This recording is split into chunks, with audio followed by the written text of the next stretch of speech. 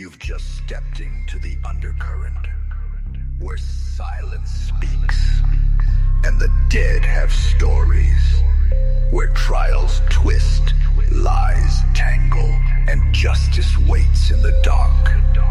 This is 12 gauge, bent, not just reporting, relentless pursuit.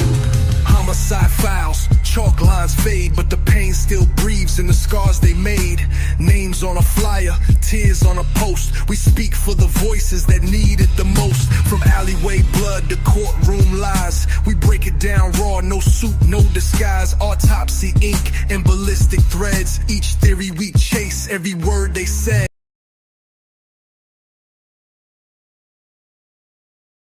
Welcome to 12 Gauge Investigative.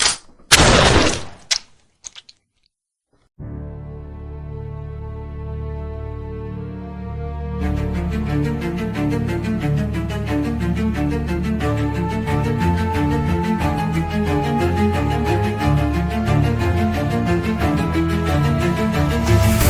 the shadows where the truth hides deep, echoes of the lost and the secrets they keep. Cold cases burn in the back of your mind.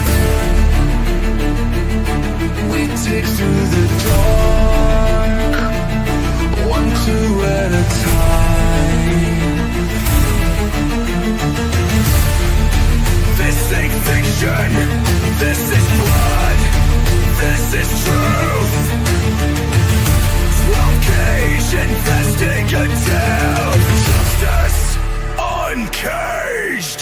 We ask the questions they're too scared to say, shining a light where the guilty pray. From killers to whispers, we won't look away.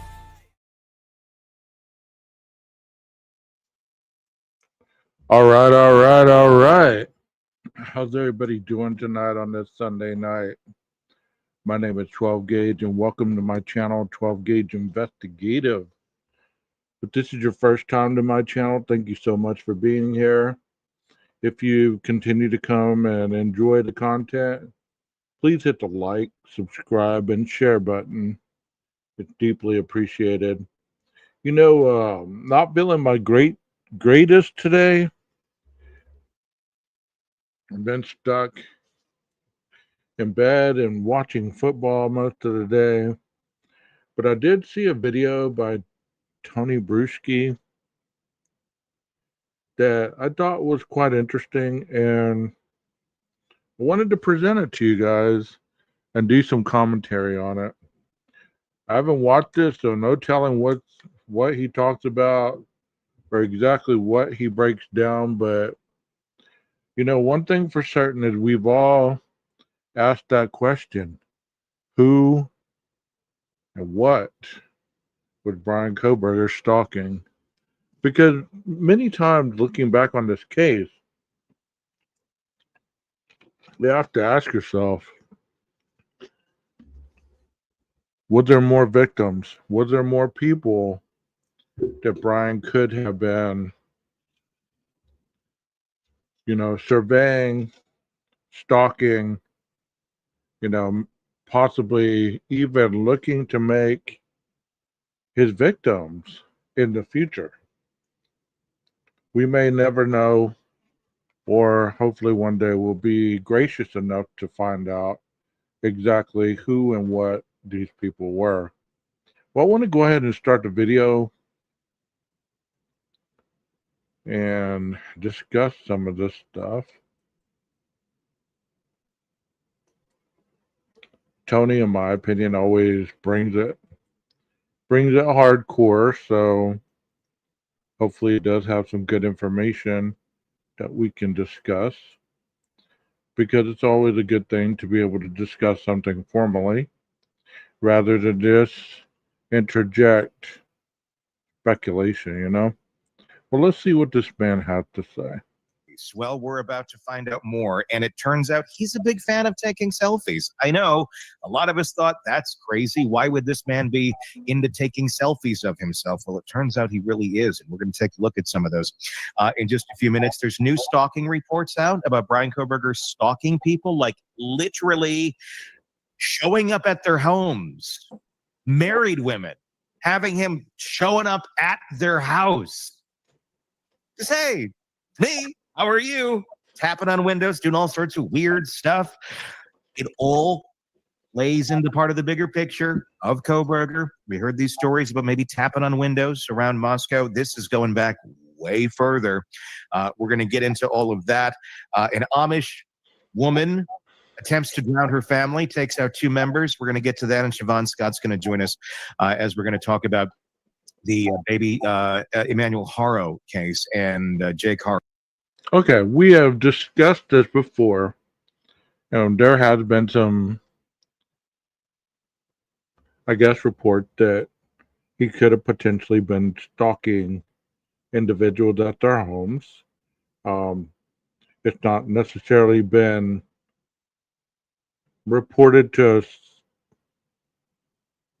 a certain extent that it's been brought to light, but regardless, it's an interesting theory to have somebody come out and say, well, it could have been Brian. It could have been Brian that was seen,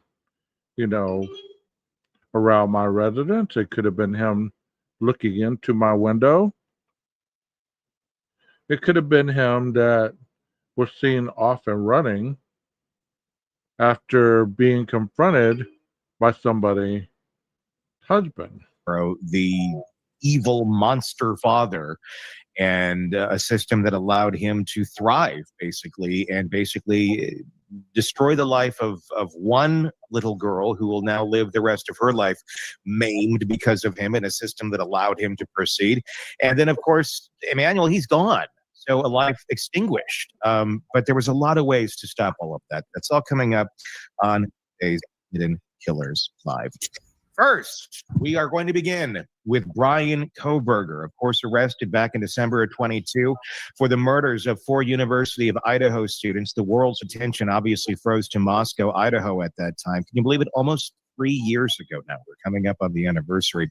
4 lives stolen, small town shattered, and a suspect who seemed almost out of place. An introverted PhD student in criminology. But as the case unfolded, investigators began finding a trail of behavior that pointed to something a little bit deeper. Signs that these crimes didn't come from out of nowhere.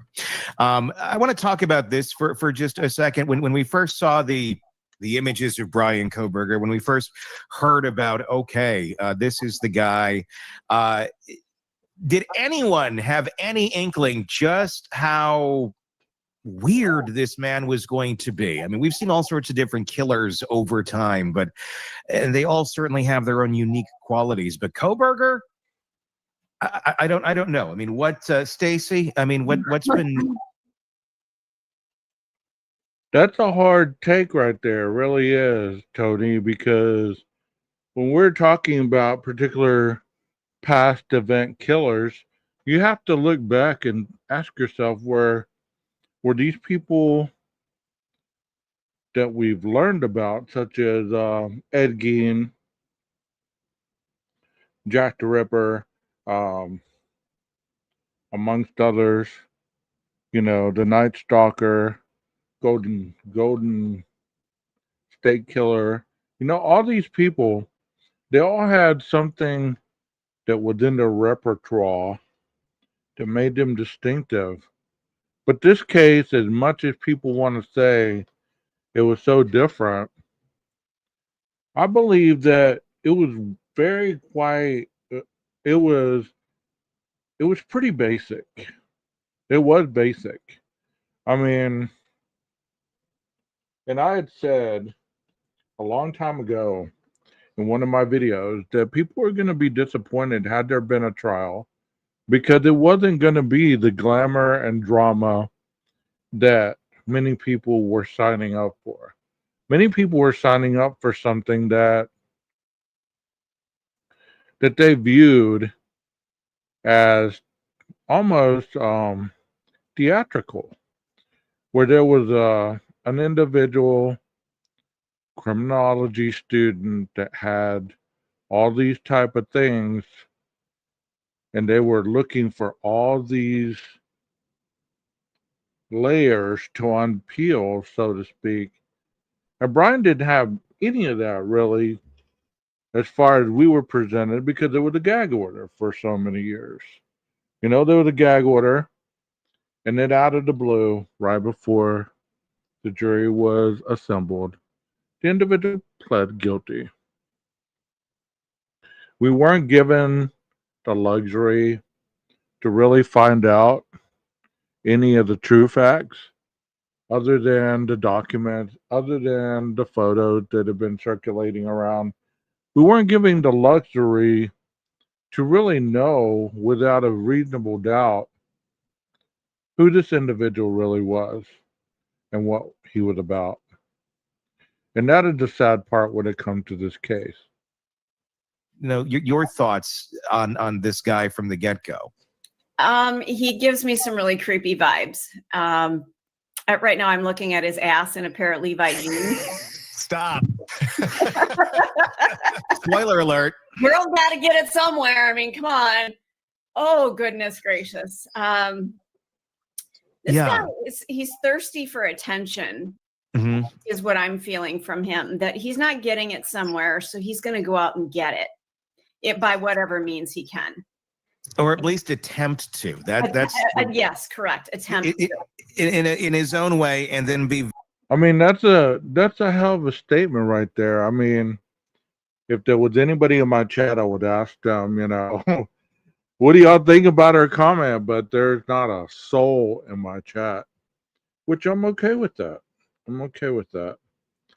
I'm not on every day, all day, like I used to be. So it's understandable that many people might not be getting notifications or any of that stuff. So, but it's interesting to me to really think that he felt he was so unique in a lot of different areas. Looking back on all these documents, looking back on the photos and things of what they're talking about, those photos could be on anybody's phone. Anybody's. But the weird part about that is supposedly it didn't send those photos to anyone at all. So you say, well, how weird is that, 12? Is that really weird? Is that really worth being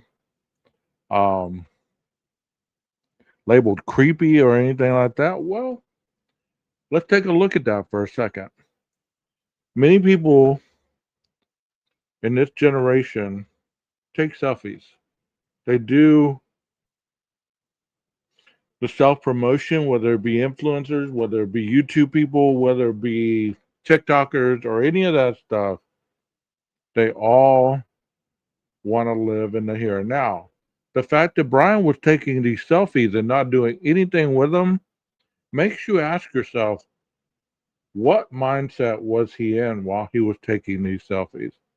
Was he really taking them in a mindset where he could tell himself, hey, I'm admiring myself because I used to be this person, but have I really grown past that type of person regarding being heavy, losing all the weight, having surgery, all those things? Was he looking at his body through a heavier person's eyes, or was he admiring the fact of his hard work, so to speak? And those are questions that I have. Very rejected and dejected, and then go back to his lair, basically, and then seemingly, figure out his plan of stalking. Well, most people would just go into a dating app and go, let's swipe right, let's swipe left. He's like literally at people's windows, like tapping and seeing if they're going to come and show up in that window that's not on a screen, but literally the one that he's staring through. There's something not right with this boy. I mean, really, we're summing it up. We know what he's about, but this is very troubling behavior. And these selfies, like I took a selfie of myself. My hair is a little different today. So I wanted to see how it would look on a screen. Mm-hmm. And then I deleted it. I didn't hold up a piece of paper, like with the date on it, like, here's my name, you know, and we'll see all these pictures shortly. So I'm kind of floored by the whole thing. He's living in an alternate universe. He really is. Let's start taking a look. I mean, to start putting these photos up on the screen, and if you're watching on YouTube, you can see them. We have to start there. We'll start here. I mean, people are really mesmerized by this selfie right here. I mean, you do have to ask yourself a little bit, what was the purpose of this selfie?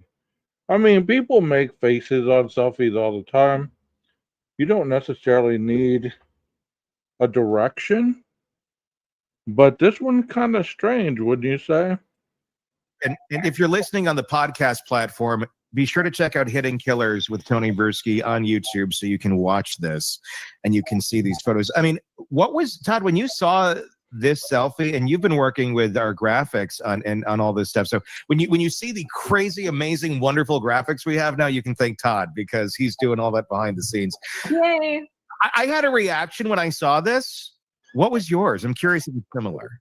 So one of the things I thought of was it almost looks like it's AI. Like, really, this is what you wanted. This is what you want. And okay, I want to back up just really briefly. Yeah. And you know that I'm not a pro-burger, right? No. But, yeah, of course. Yeah. So take him out of the equation. Take the name Brian Kohberger and everything we know about him out of the equation. People do take selfies, like Stacy said. Mm-hmm. And if you go on any social media, Instagram, there's a ton of people who do this stuff. Sure. Right? And most of them have the looks that probably are okay for that kind of thing. Mm-hmm. Brian probably is on the creepy side with his body and all that. Mm-hmm. And I've downloaded, not really all of them, but I've looked at a lot of these selfies and I've asked myself, is there really a purpose, or was he just doing this just to kind of pass time? I mean, look, let me be direct here, because I heard this from somebody and I've gotten a lot of feedback myself once I said this. You know, when you're an athlete, when you work out, there's called progression pictures, right? They're called progression pictures. You're working out. In his case, you know, he was looking in the mirror, taking these selfies, making sure he wasn't gaining the weight back, all this stuff. I'm not defending the man in any way, but I believe to an extent, some of this stuff is being so dramatized. That do some of these pictures really mean that much, or was it just Brian taking a lot of pictures and trying to pass the time? Yeah, maybe it is about the narcissistic behavior. That's a good statement right there, Jeff. I like that. Maybe his only best friend was himself. I mean, because we've been told that this individual did not have very many friends. You know, we've been told that there wasn't a lot of contacts in his phone. We've been told that, you know, most of his conversations were to his parents.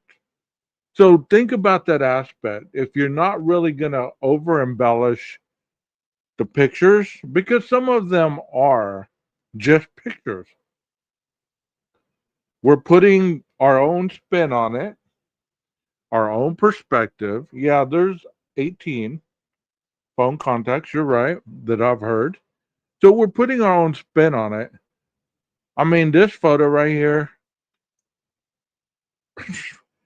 who the hell knows what this photo means? I don't think Anybody knows. And maybe Brian doesn't even know what the hell that photo means, right? I mean, to be honest, have you ever taken a photo that you caught yourself off guard, and then you look back through your camera, and you look at a photo, and you're like, "Holy crap! I didn't even know I took that photo." You know what I mean? It's interesting. I don't know how weird that is. I think the timing of when the photos were taken is weird, and then this one is something that will haunt my dreams forever. I'm giving everybody a coffee mug with this image on it. Yeah, because I sent a text when you sent this, and I'm like, oh my God, my eyes. And then I sent the friends emoji where Phoebe and Rachel are jumping up and down, going, my eyes, my eyes. Is that what it was? Yeah, I can't unsee this. I can never unsee what is on my screen right now. I don't know what is he trying? Is this trying to look silly? Is he trying to look spooky? Is he trying? I don't. Is this like just kind of one of those images where you're trying to get your face ready for a photo and you click it too early and it just captures like a weird in between expression? I mean, if we were to take any of us today, I mean, this photo right here reminds me of the Jim Carrey character he had. Remember Fire Marshal Bill? Let me tell you something. That's what this photo reminds me of. Every time I see it, that's the photo that reminds me of that character that Jim Carrey created. And you could be in the bathroom. There's countless people right now taking selfies, taking videos, and for no other reason than just deciding which one to post. I don't even know. I don't really even know that they even decided on whether he had social media or not. That's always been a mystery to me. I know if you've heard it, type it in the chat. But think about some of these photos. If he was to post these on social media, I mean, then we would have been able to okay, he was just taking it for the gram, or he was just taking it for Facebook, or he was just taking it for, TikTok or whatever. So we don't know. We don't know. I mean, he could have bought those jeans and maybe wanted to see exactly what we all assume. What do these jeans look? Do these jeans really make my ass look good, or does it not? And you ask yourself,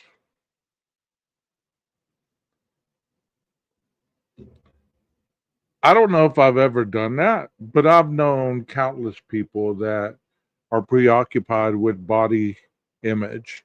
They really are. They're preoccupied with the body image. So,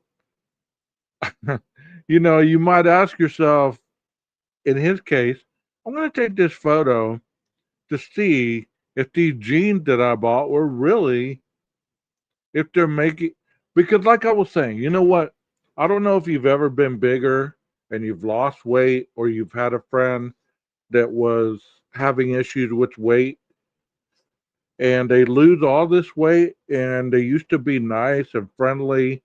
And once they lose all this weight, it transforms them into a person that's really not so fun to be around anymore because they're arrogant, they're rude, they just change who they are. And it was rumored that Brian had become this type of person. So think about that mentality with the mentality of the selfies. Would that have created that kind of mentality? And by the way, I noticed it's the 21st. I feel so bad. Happy belated birthday, Firefly. You know,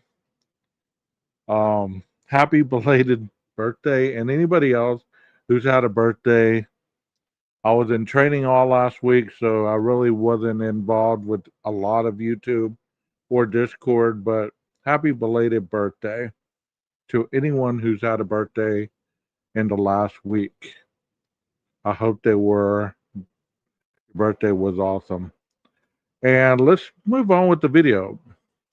right now. I mean, in the last 10 seconds, we could probably find some weird expression all of us have made if we go to a split-second image, 1/60th of a second on a frame rate, and we're going to get something like this. So I'm wondering if this is that, or if this is the pose, if this is, the one he was going for this. It's weird. I don't know any other way to describe it. He's got his eyes kind of in a weird way. His mouth is open. He's got his yellow coffee-stained teeth there. It's a weird smile. You got to see it to believe it, really. Then set it and forget it. The Ron Popeil, no. But no. Taking selfies with his earbuds in. It's very weird. There's so many. It seems every time he's in his bathroom taking selfies, which he took a lot of in his bathroom, he's always wearing his weird earbuds. I don't know what they're some sort of an earbud. I think it's like around the back of the head. Yeah. It might be the Beats ones. I had some of those a while back, and I had white. I mean, I'm giving commentary to this. I don't really, hold any ill feeling toward Tony or any of his guests. But I think they're reaching a lot on this, because how many of us I know so many people that walk around with one earpod in their ear. He actually has both of them in. So is he listening to music that are directing his mood as he takes these selfies? You get what I'm saying? So you have to ask yourself, what type of music was Brian into? What type of music? They don't discuss musical taste or anything like that they got off his phone. They don't discuss any kind of other type of, stuff that would give us an insight as far as what he had playing. Was he listening to podcasts? Was he listening to, the radio? Was he listening to any of that stuff? I mean, really, you have to ask yourself, what type of music did this man like? So this might be the black version. There's others. Let's keep going through these photos here.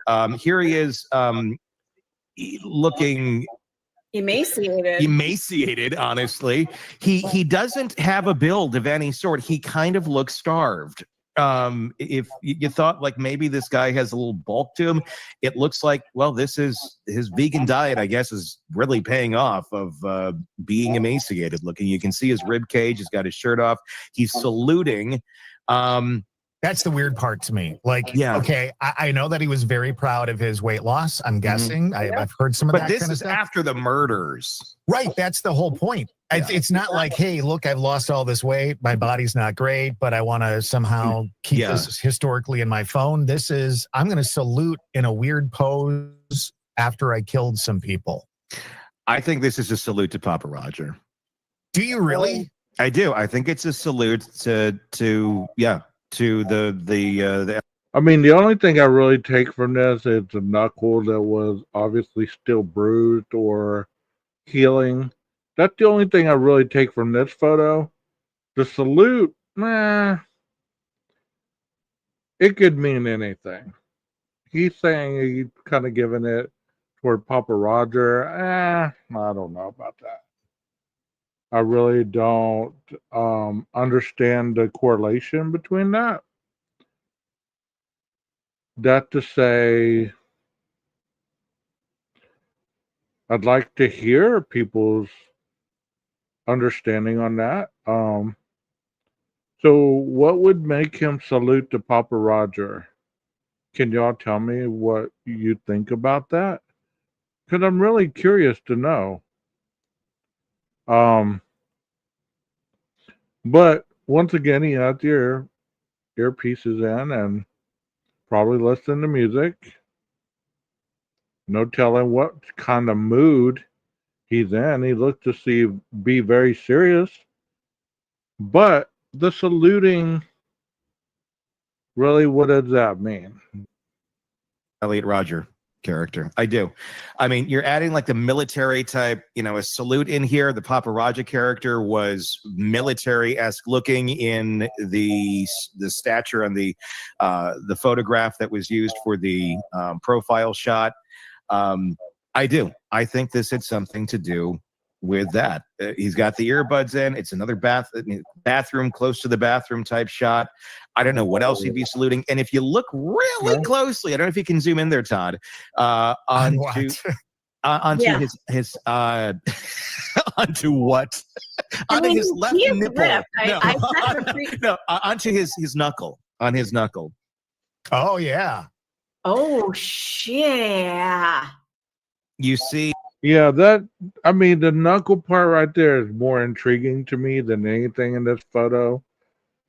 I don't know how many of you have ever been in a fight, but usually this kind of wound happens when you have your fist clenched up and you're punching somebody, and especially if you catch their teeth or a piece of their facial structure, that most likely the teeth though, because if you hit them in the mouth, it's going to cut your skin if you angle it correctly. You know what I mean?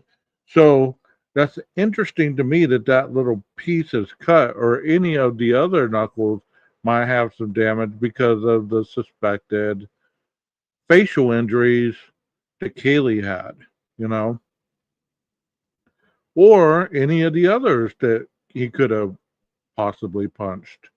Because we don't know that any of the others weren't punched either, just because we know he punched Kaylee, supposedly. We don't know if any of the others were punched as well. You know what I mean?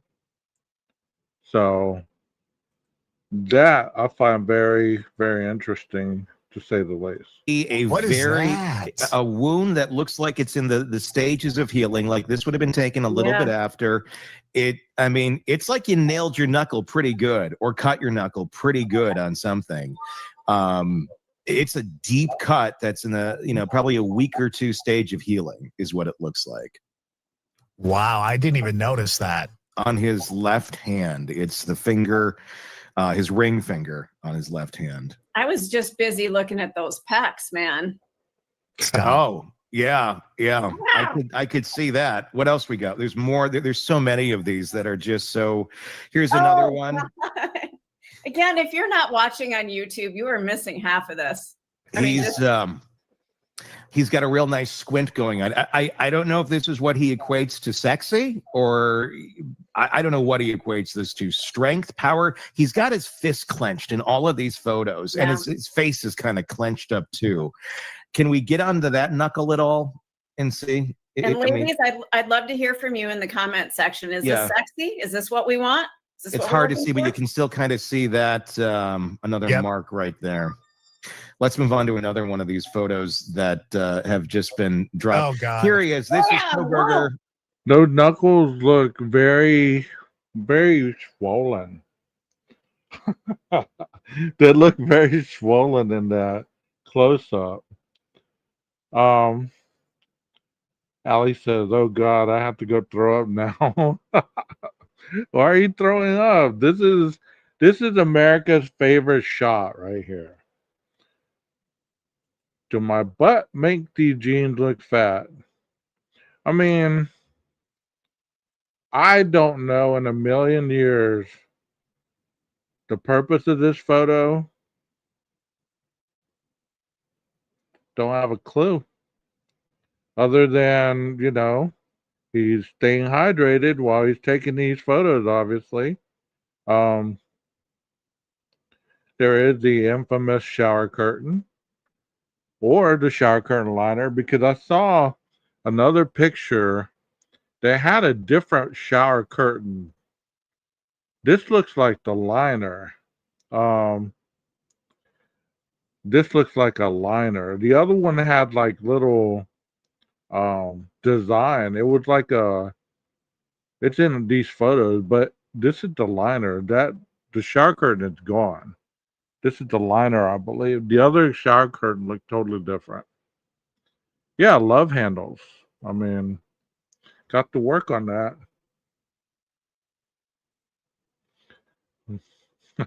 I'm here to help you squeeze those love handles in. Yeah, no, I don't know what would have been the purpose of this pic. Otherwise, I mean, did Brian have an OnlyFans? Did we ever figure that out? You know, we accused the girls of having an OnlyFans and all this other stuff. Has anybody ever heard of Brian having dating sites or anything like that that possibly he could have been preparing these photos for?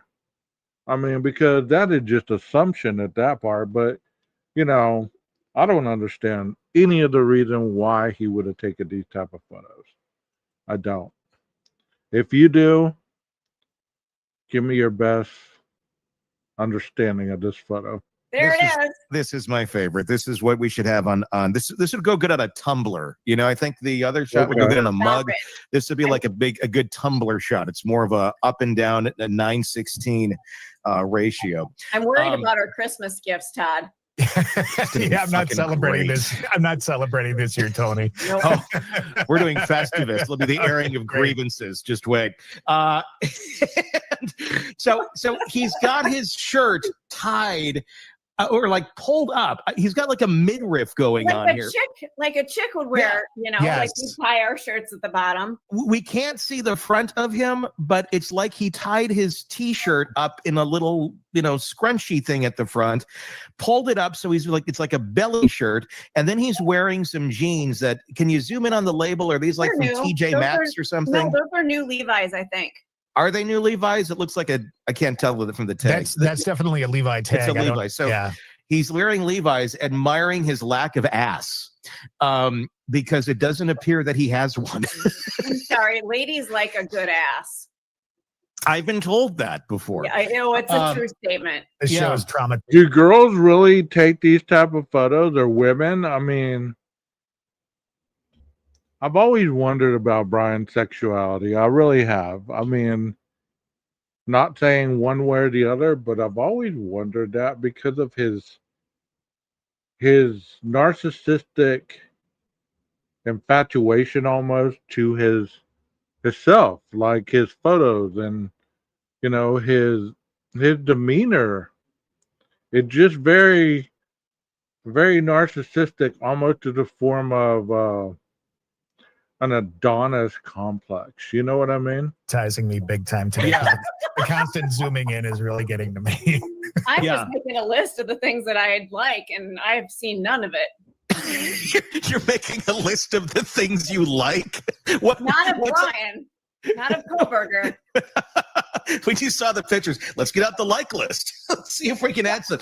Here he is again. This is, again, it's a muscle shot of his emaciated-looking body. Got the headset in. Good in that picture. He looks good in that picture? No, he thinks he looks good. Oh yeah. I mean, he thinks this is exactly where it's at. You know, and I'm not body shaming. If that's what he wants to. I mean, Stacy, to be fair, there's some women that like that build in a guy. There really are. I don't know why they would like that build, but I know a lot of women to date men, they have a build like that. They love it. I don't know why, but you know, to be fair, there's some women that enjoy that type of body build. And he probably knows that too. He's like, oh yeah, look at me. Look like that's great, but he is making out with himself in these photos. Hardcore. He is. That's probably really what's going on here, since he gets, no positive feedback from anyone because he's so creepy and puts everybody off. He basically has to self-soothe himself by doing things like, and it's good to do. I guess this is self-love for Brian Kohberger. Well, in his own way, it's admiring himself, which is what narcissists do. See, this is totally different. It's like, when you're looking at him right here, without the eyes bugging out, this could be anybody on the planet. It really could. His hair's combed. He's fresh shaven, look like. I mean, he could be anybody on the planet. But since we know what we know about this man, we do have that bias about exactly what kind of insane mentality he was having while he was taking these photos. Right here, he doesn't look very strange. You know, he looks like many people um on the planet. You know. Yeah, I agree with that. They probably weren't meant to be seen. You're probably right. I mean, he took these and you're right about that. He probably didn't think they would ever be seen. So hang on a second, Tony. Todd, this is a good looking picture of him. I can't see what the date says, but again, he's holding up a piece of paper. Mm-hmm. In his weird writing, what are the letters on all these? We figured it out. Actually, Banfield figured it out. So what we have here is him, and he's just wearing a regular old dress shirt. Looks fairly normal, and then he has his name written on there like a 7-year-old would. I mean, literally, the writing looks like about seven-year-old level. Not 7th grade, 7-year-old. Then we have a date on this, and there's several of these, and I'm curious. I know what all these codes mean. I know what they are, but I don't know what are they representing. The second line is a date, 7/11/2022. What does the other thing mean? It's a flight number. What? A flight number? They're all flight numbers. For what? I don't know. They are flight numbers or something. I don't know, but I think that we need to look into this. I mean, literally, I've seen these within the last hour. I've had no time to do any digging, but that's for my to-do list after the show. Y'all agree with that? Y'all agree that's a flight number? I haven't flown enough to really have any kind of experience with numbers like that. It's interesting, but you know, I don't know. I don't know. I don't know what that could be. I mean, it could be a multitude of things. It could be account numbers. It could be anything. But why would he be taking a photo on a piece of paper? Is that a password? Like, you know how everything desires a password these days, right? Sometimes I write the password down and I take a photo of it, just in case I lose the paper that the password is on. I don't put my name on it, but I put, what account the password is and what it's for. But I don't understand why it would have the date in his name. That's what throws me off a little bit. It could be anything. It could be anything. Today is, and you guys too out there, start digging into this flight. These are flight numbers, and these are dates, and this is his name. So I'd be very curious to look into I don't know if we can you backtrack flight numbers? Can you look? Yes, can you? Can. Yep. Because don't they change? They update, but you can look at it. But you can look at the specific date. So if he's referencing a date, there's a flight number. We need to look at the date and the flight number and where that would be to. Because I think that might, I don't know. I think it's a clue. I think it may mean something. And, there's been a lot of, this is 1000% pure speculation. Yeah. 1000%. Okay. I know nothing of any of what I'm about to theorize to be true. But there's been speculation of, could he have been involved in this thing over here in odd locations that really weren't traditionally on the path of where you'd think he would be at X time. Like, where in the world is Carmen Sandiego-ish? I'm curious as to where these go and if he's at some places and if that means something. I'm not getting a flight number. I'm not getting anything. I know when people looked at this video or this photo, they're going to talk about this woman in the background. I'm a male, and I'm going to tell you, as creepy as people have him to be made out, this is the dumbest way to take a picture of somebody you're admiring because the chances of you getting caught are very, very good. So if you're being discreet and you really wanted a picture of this female, why not do it from your seat? Zoom in and get all the pictures you want, because people are not going to know if you're taking pictures of the baseball field, if you're taking pictures of a player, whatever.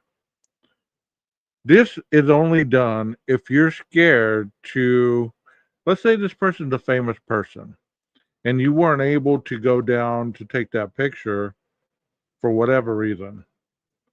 Then you could take a picture like this.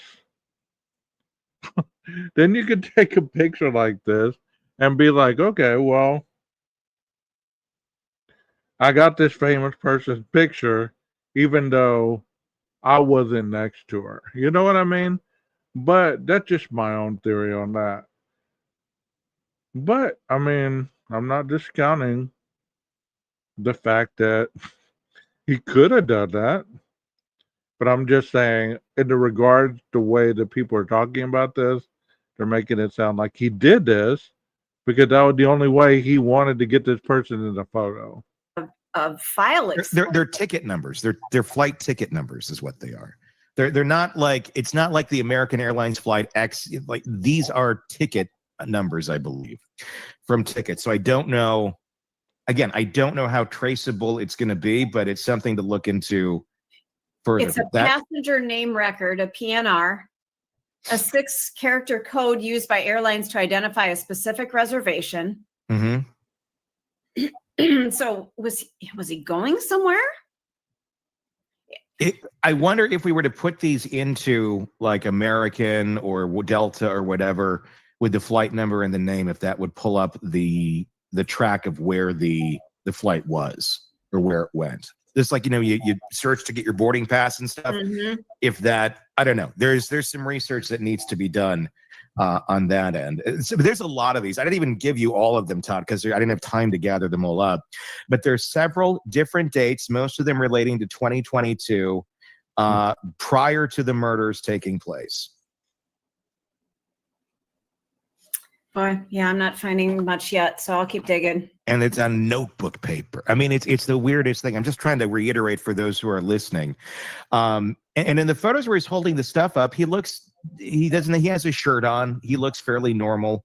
But it's like, I mean, he's staring directly in the camera, like, look at this, like it's a trophy. Yeah. That's the weird part. Go to the next one here. And this is, I thought, was an interesting one. This is a shot of him at a ballpark. And look at what he's there, but there's a woman right behind him. Right. Here we go. Oh. It looks like there's a reason he's capturing that selfie of him at that exact spot, and that would be likely to capture her, is my guess. God, he's scary. Yeah, that's yeah. And if you look at his eyes, the way he's looking at the camera, look, I'm not an expert at this, but you can kind of glean what he's doing. He's looking at that camera, and in the frame of that camera where he's looking at that image, he's looking at her. I think you're right. If you, it's basically like pool. You look at the angle and the shot back. His eyes are on her. Yeah. His eyes are on her in the angle of that camera. He's watching her through the lens of the camera taking the shot. Oh, this just creeps me out. Okay. So let's say, for argument's sakes, he is looking at her. He's a 28, 29-year-old man at this point. He's single. What would be the problem? He finds her attractive. He takes a photo of her. Does that really have anything to do with his guilty mindset regarding commission of the crime? I say no. Could it be preference? Possibly. Let's say he's into blondes. Because if you look at statistics, and I don't know exactly what the statistical numbers are, I'm sure more men are into blonde blonde-haired, blue-eyed women because for whatever reason, that's their taste. I believe that people are reaching a little too far with all this stuff, especially this type of photo. I don't, if he was taking a photo of her, maybe that's his type of woman. And, you know, what is wrong with that type of picture? You know what I mean? Like, who do we know? There's two people in this picture. There's an umpire-looking guy, and there's this woman. Is he looking at her, and that's what he thought was interesting, or is he? I don't know. I don't see anything nefarious in this. We can make it nefarious. I mean, if I wanted to be the devil's advocate, is he really looking at the girl, or is he looking at the man? Because he took a photo of both almost at the exact distance of each other. You know what I mean? Ugh, creeps you out. Jeez. Yeah. There's a lot. I mean, so do we have more pictures, or are we at the end of it? Okay. So I mean, what are these pictures? Is this narcissism? Is this him leaving clues? Another thing I think we need to look at here is because he copies everybody, and that's pretty much. I get you, Allie. I really do. I get that. I mean, but to me, I'm just thinking that this was way before the murders. You know what I mean? Like, is this showing his preference in females? You know, or is it not? I mean, he's at a ball game. Have a good night, Firefly. I'm not trying to run anybody off. I hope you know that. I mean, all this monster has done is just copy.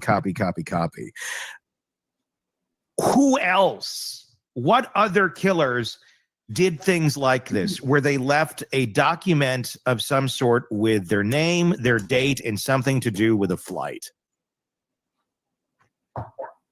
I think that may tell us more. So there's everybody's homework for the day. Everybody out there, if you want to help us and dig into this and try and figure out what the hell is going on with these images, dig in and communicate. Let us know in the comment section here on this video what you find, and we can go back and forth and reconvene maybe on another episode here later in the week to discuss it more. But that's not all. But wait. There's more. If you look into Brian Kohberger even more right now, we'll find even more serious revelations that have come through from the Idaho State Police. Reports now obtained by People magazine. 2 women, both students at Washington State University, came forward in 2022 to say they believed they were being stalked by Brian Kohberger. These are new revelations. The first woman worked at the campus bookstore. She said Kohberger began showing up every day. He seemed, in her words, very used to being put off by women. Great. How does that translate? Very used to being put. Normally people are being very used to being put off by women, just avoid women in general. But he just keeps coming back for more. One night in late summer, she was at home alone, changing in her room, when she heard a knock at her window. Oh, God. Oh. Yeah. Called her husband, and the person outside ran off. It happened again on another evening. She heard movement on the porch. Her husband came home just in time to see a white car pulling away. Kohberger drove a white Hyundai Elantra. The same car. So that is an interesting thought right there, because, did she see the individual looking out the window? Did she capture a glimpse of height, weight, body stature, the white car? Did they call the police? Did they file a report? Because many people would do that, right? Or would they not?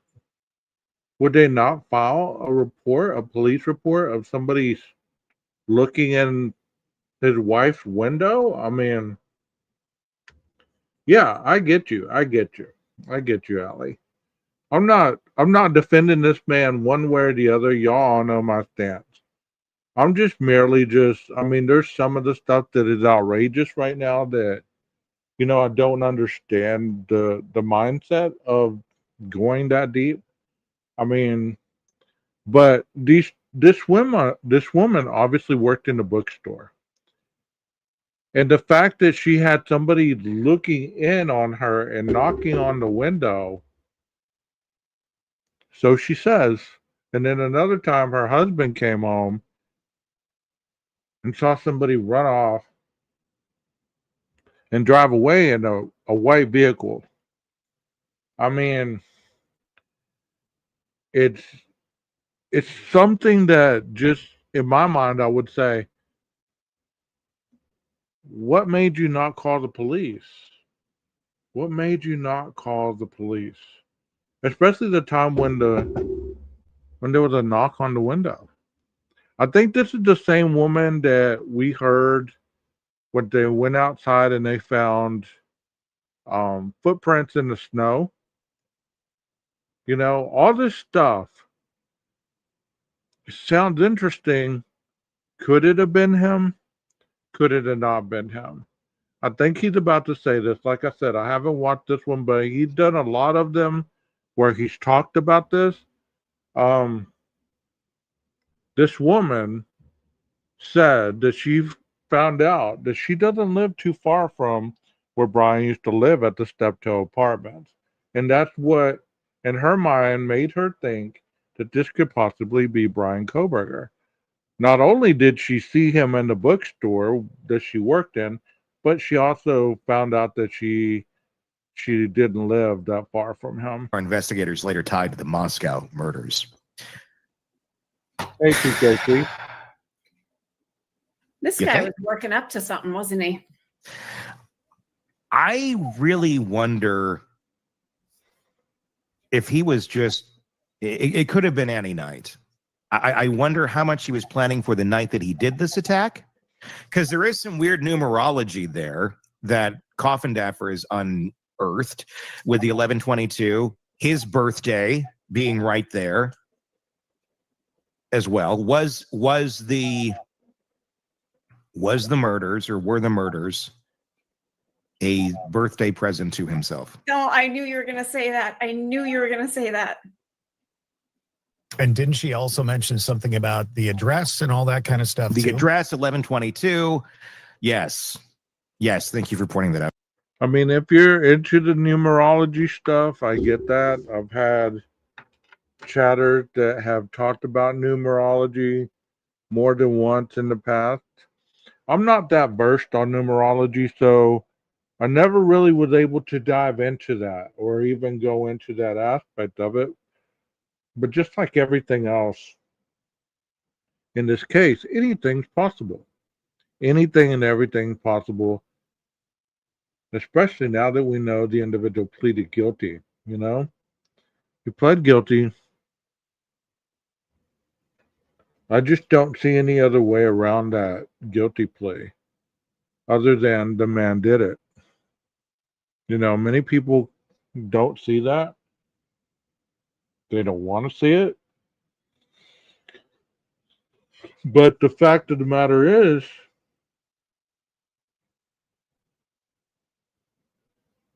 that at this moment, he is incarcerated. Let's play a little more, and then I'm going to call it a night, because obviously I'm yawning on camera, and I never do that. Here we go. Time. There's a lot to do with the numbers. And here we have him holding up numbers. I don't know if we're ever going to know everything that we all want to know about this guy, because it just keeps getting deeper and deeper and deeper. And at the end of the day, what does it tell us, other than it's a really weird riddle that we're trying to figure out, that the chemicals in his brain connected this way and that way, and this is how he communicates to the world. Okay, great. He's a very broken, messed up human being who scrambled, and we figured out how to connect the dots of this scrambled puzzle. Other than that, what does it tell us? I think what it tells us is we've got troubled individuals in our realm. What can we do? We know that. Absolutely, we know that. But what can we do if we have a Brian Kohberger in our lives, a guy who's tapping on windows, taking pictures of women in the background? Yeah. What do we do when we see somebody like that? We retreat, we stay away from them. But is there something that we can do on a more proactive basis? And I'm not talking about lock him up. Oh my God. No, but what can we do to protect ourselves from somebody like this? I don't know that we can, other than being aware.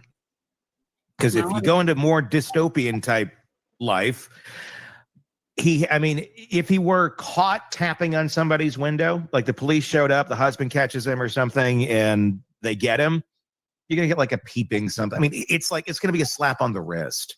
I mean, he could do that 50 some times, and if that's all he keeps doing, it's a slap on the wrist. We keep getting warning signs from people over and over. I mean, hell, the Haro case that we're going to talk about with Siobhan next hour, that guy literally maimed his daughter. She's screwed for the rest of. And I think he goes into that case after that. To that, I thought it was going to be totally different than what he was just talking about. He's talked about this more than once, obviously. But what I can tell you as my beliefs are with all this is Brian, as we know, was supposedly really a disturbed individual. Was he able to curtail that disturbedness, the creepiness, all this stuff by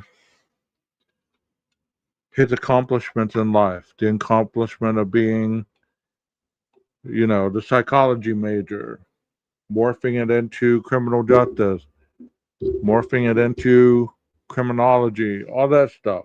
Was he able to try to shed that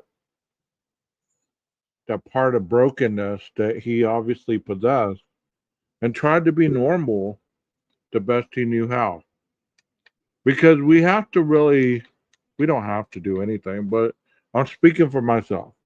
In order to understand this, I have to get to a point where I look beyond all this other stuff and look at the person for who they are, not who the world wants them to be.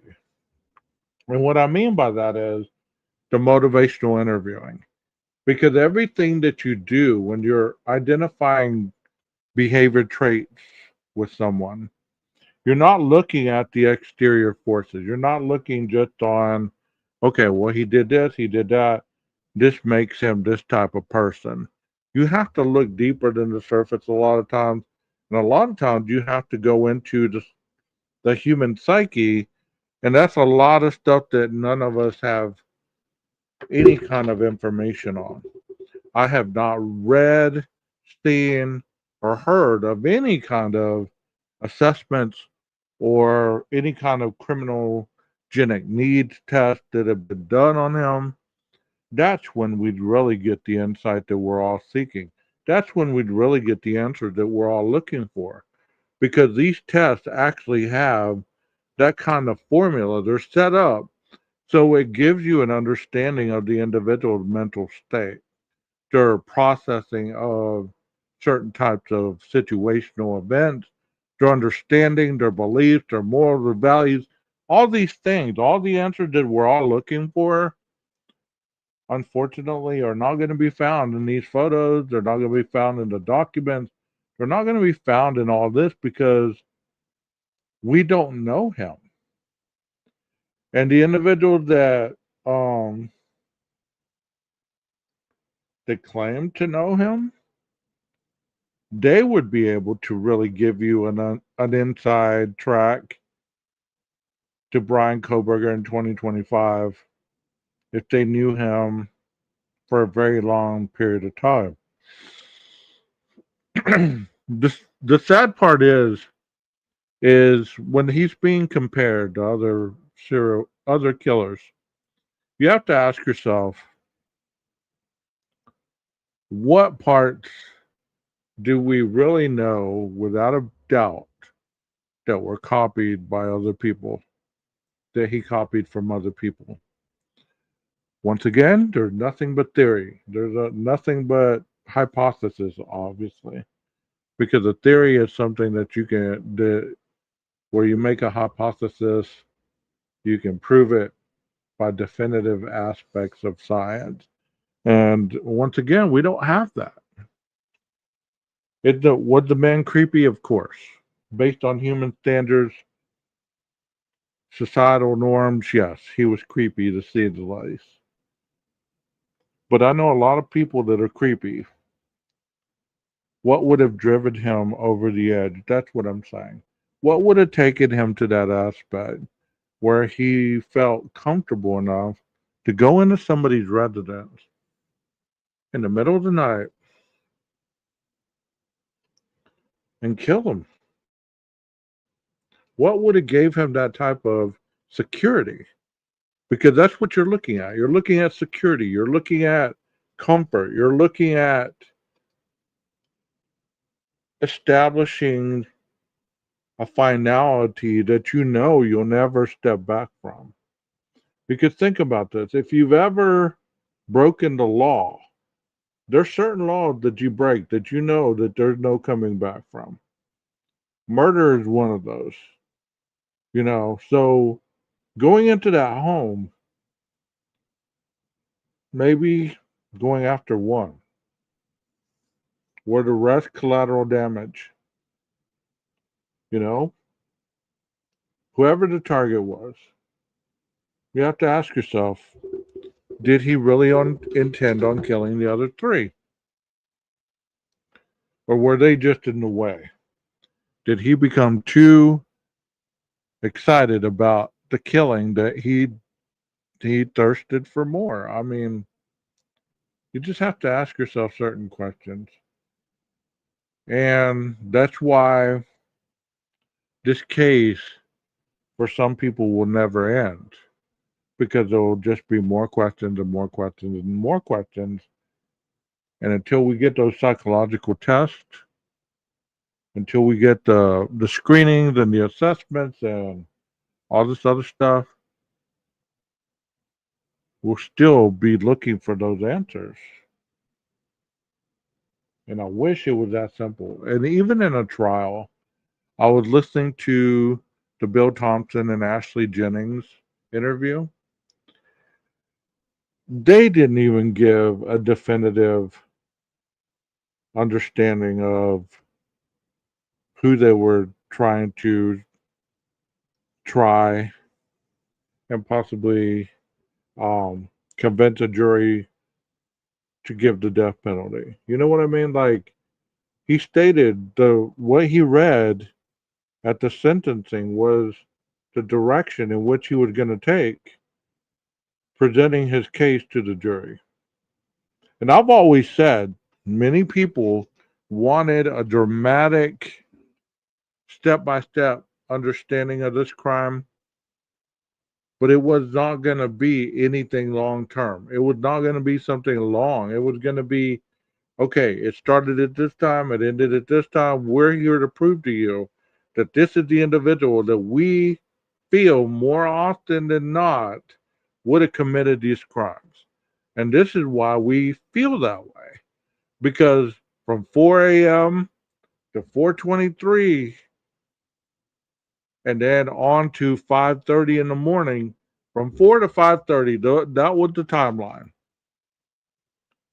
But it didn't seem like they were going to go the long route. It seemed like they were just going to go from 4 to 4:23 and everything else circumstantial from here on out. In that repertoire, you have to ask yourself, okay, if it was going to be that short, they really weren't going to base the evidence other than the inside of the house. They might not have even done the IgG. They weren't going to do the 23 pings 23 pings, all that other stuff, all that circumstantial. It could have been brought into court in a different respect, but it wasn't going to be presented as a factual event, as this is how we know without a reasonable doubt that this was him. But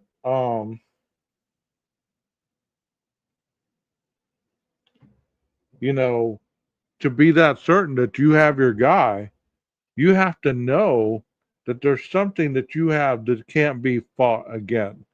And I believe that that one thing was that DNA on the knife sheath. You can't convince me otherwise. It seemed like they were too solid with that aspect of evidence for them to look or be scared of any other evidence. Because think about it. She wanted an extension and she wanted to bring in alternate perpetrators at the end, right? I'm talking about Ann Taylor. And that was denied. So after that was denied, that means that we can't throw this evidence at the jury. We can't bring in that there's going to be alternate perpetrators. We can't bring in that we need more time to look into more avenues to present to the jury that this could have been somebody else. When that was denied out of the blue, the plea deal was formed. So I've always thought that on both sides, the case wasn't as strong as has been presented. With all this stuff that we've seen, the photos, the document, all this stuff, all these investigative reports, all these interviews, all this stuff, if it would have been that strong, there would have been more correlation. There would have been more of a tie-in to this person. And am not saying that I believe that it wasn't him because I believe it was him. But what I'm saying is there would have been more strings connecting to this man from this group of people. The friends, the roommates, all these people have stated they didn't know him. So not knowing him does not mean that he didn't do it. Because people are looking for a motive and they might not ever get that motive. I'm not looking for a motive because I have from his own mouth, hearing it during a hearing, that he did it. That's motive enough for me. Everything else we've ever found out, it just adds to that motive for me. But having to know these people, if you're really into true crime, you know that you don't have to know your victim in order to kill them. Look at the individual that was killed recently on the train. I don't even remember. Ivana, I think her name was. Um, that she didn't know that guy and he killed her. Stabbed her in the neck 4 times and killed her. Didn't know him from Adam. She was just coming home from work. Didn't know her.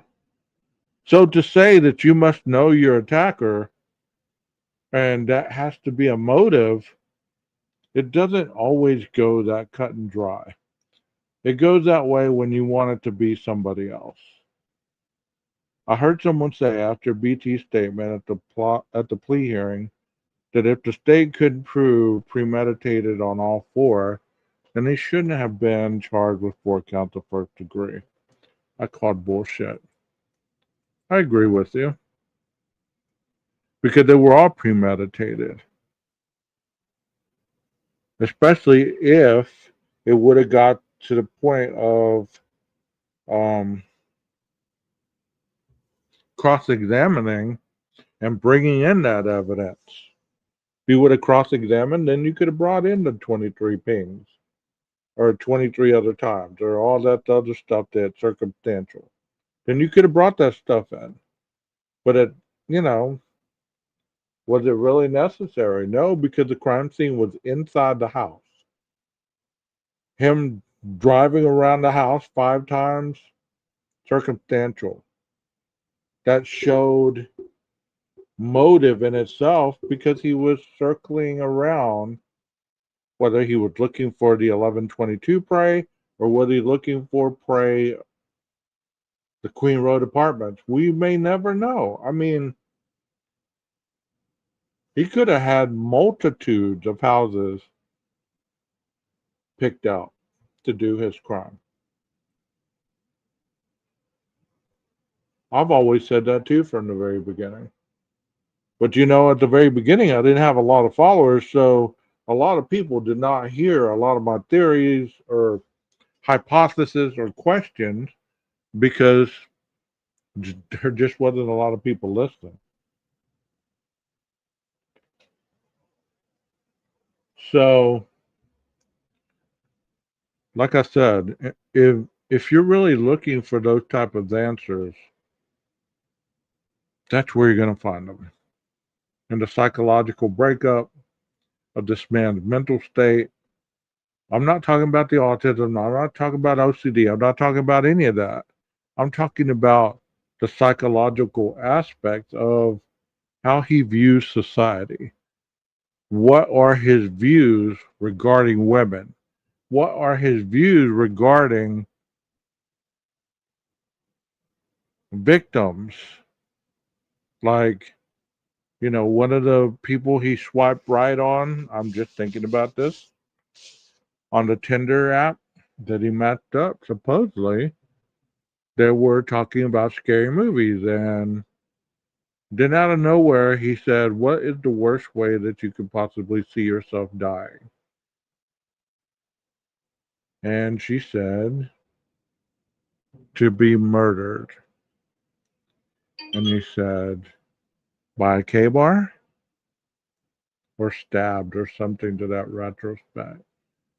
So that's the kind of question that I want answered. I want the questions answered to the mental aspect of this man's mental capacity regarding life as he sees it through his eyes, not the photos.